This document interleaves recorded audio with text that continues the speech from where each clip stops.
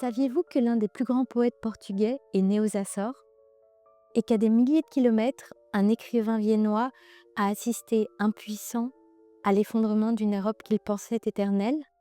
Un poète aux racines insulaires, un écrivain en exil, deux voix, deux époques, un même combat pour l'humanité.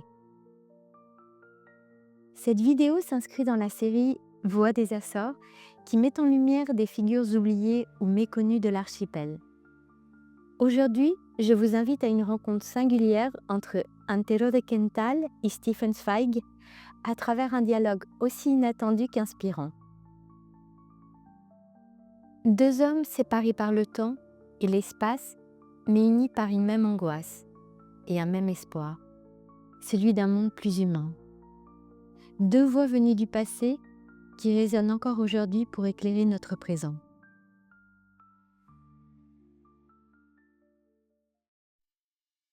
Deux citoyens du monde aux racines profondes.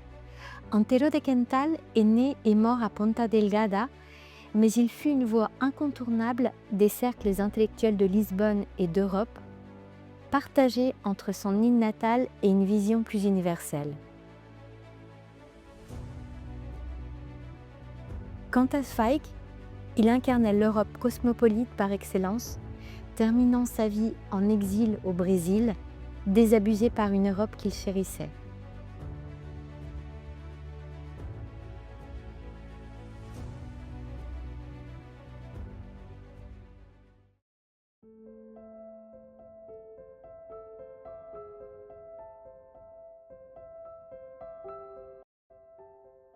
Antero Tarquinio de Quental, poète, philosophe, révolutionnaire, croyait fermement que les mots pouvaient changer le monde. Imaginez une Europe en pleine transformation, où les empires se partageaient l'Afrique et où le progrès industriel avançait à grands pas. Bien que Quental soit mort avant le déclenchement de la Première Guerre mondiale, il pressentait déjà les conflits sociaux, moraux et spirituels qui se préparaient au cœur du vieux continent. Au milieu de ce tourbillon, il rêvait d'un avenir meilleur, plein de justice, de liberté et de conscience humaine. Membre de la génération de 1870, il écrivit des sonnets philosophiques dans Ode moderne, influencés par Hegel et Schopenhauer, portant en lui la mélancolie de la saudade.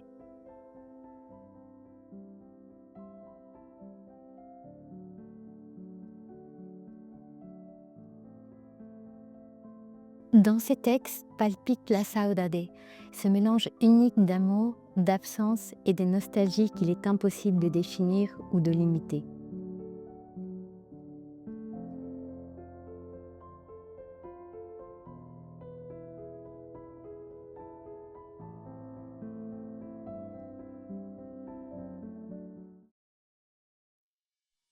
Militant engagé, il participa au débat sur la démocratie et le laïcisme, cofondant la section portugaise de la Première Internationale. Quental mit fin à ses jours en 1891, brisé physiquement et spirituellement. Aujourd'hui, son héritage perdure à travers les monuments, centres culturels et plaques commémoratives des Açores.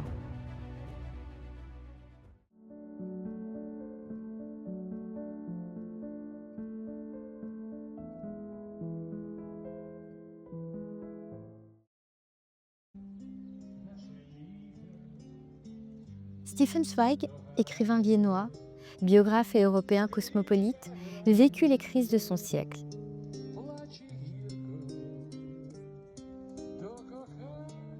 Ses œuvres phares, Le monde d'hier, Le joueur d'échecs, biographie de Marie-Antoinette, Fouché, témoignent d'une sensibilité profonde aux tourments de son époque.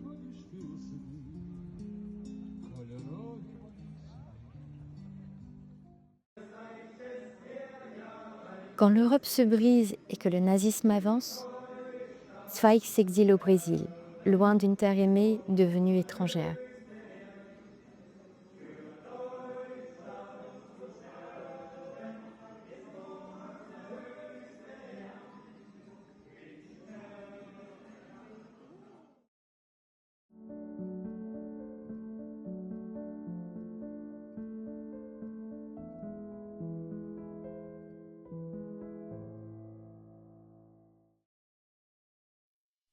Bien qu'ayant vécu à des époques et dans des lieux différents, Antero de Quental et Stefan Zweig ont partagé de nombreux points communs. Tous deux furent des intellectuels engagés, ardents défenseurs de la démocratie, de la justice et de la culture. Antero de Quental défendait la démocratie, la laïcité et un socialisme utopique. Stefan Zweig, quant à lui, écrivait pour préserver la culture européenne face au nationalisme et à la barbarie. Tous deux croyaient au pouvoir de la culture et de la pensée comme moteur de transformation sociale. Leur écriture mêlait empathie, réflexion profonde et conscience éthique. Antero de Quental écrivait avec une clarté philosophique, une profondeur émotionnelle et une musicalité retenue. Stefan Zweig cultivait un style élégant et direct, empreint de compassion pour les vies qu'il racontait. Tous deux écrivaient avec une conscience morale profonde, animée par la lucidité et la bienveillance. Tous les deux ont souffert de la mélancolie de voir leurs idéaux s'effondrer. Une sensibilité à fleur de peau, une mélancolie tenace. La poésie d'Antero de Quental est traversée par la mélancolie et une quête spirituelle sans réponse facile, notamment dans ses sonnets.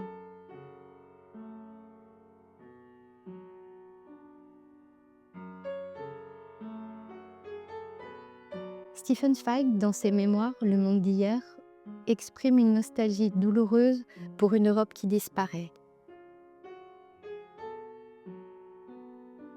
Pour l'un comme pour l'autre, l'effondrement de leurs idéaux fut une blessure à la fois intime et générationnelle.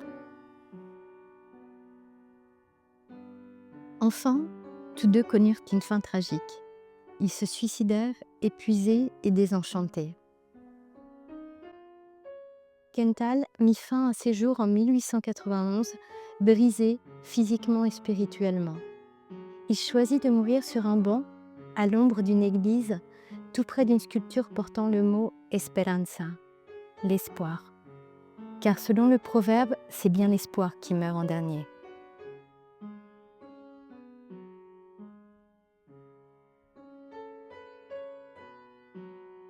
Stefan Zweig, lui aussi, choisit de mettre fin à ses jours en 1942 aux côtés de son épouse, face à l'effondrement de l'Europe consumée par le nazisme. Pour tous deux, le suicide fut un acte ultime, lié au désenchantement et à une perte irréversible de sens culturel et moral. Mais leur héritage demeure, telle une lumière dans l'obscurité.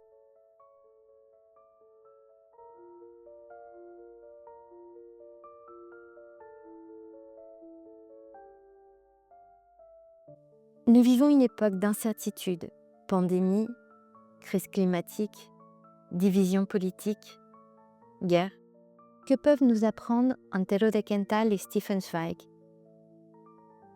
Dialoguer, réfléchir, ressentir, voilà nos meilleures armes. Se souvenir de l'histoire pour ne pas répéter ses erreurs. Transformer l'adversité par la résilience.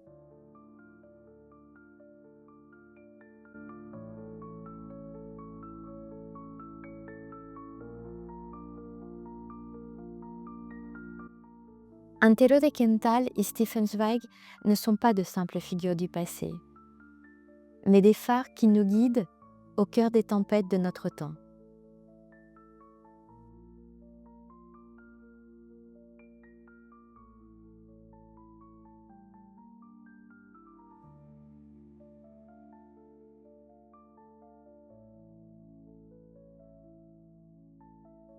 Et n'oubliez pas, votre voix peut aussi changer le monde.